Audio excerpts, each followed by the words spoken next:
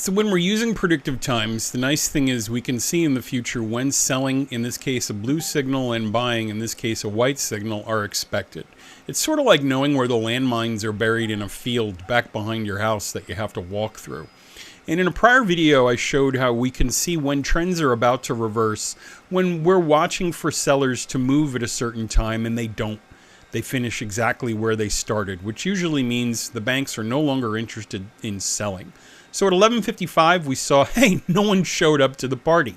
And this told me that institutionally, guys like JP Morgan and Deutsche Bank and Morgan Stanley, when that behavior time kicked in, no one showed up. It's like having a barbecue and putting all your steaks on the grill and you realize, oh my gosh, there's $150 worth of ribeyes on here, and it's just me and Barbara. Hopefully Barbara is your wife.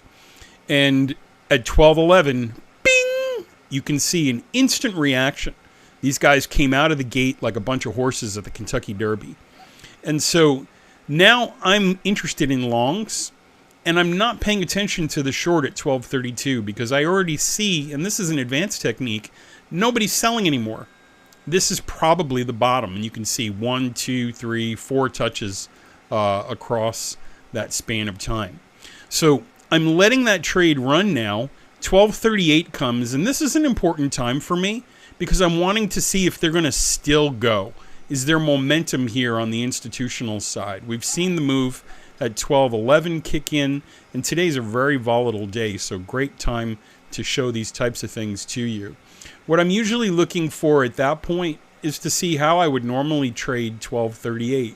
I'd look for a 2-to-1 RR, meaning if I had entered at 12:38, I'm trying to double what I was willing to risk. These white lines are where my stops would be.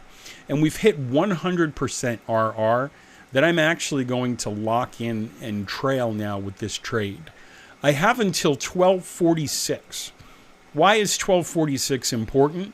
This dot is hanging out here. It's not telling me how far price should go. It's just warning me, hey, bro, there's a behavior pattern that normally kicks in at 12:46 where price tends to drop down. And so I've locked in money I can't lose. I've got 100% of what I was willing to risk at 12:38, but my window is getting smaller and smaller, meaning by 12:45 and now 12:44, this milk has an expiration date. And I want to be really careful by 12:46 that I haven't left all that money on the table. I want to try to trail my stop and even be done by 12:46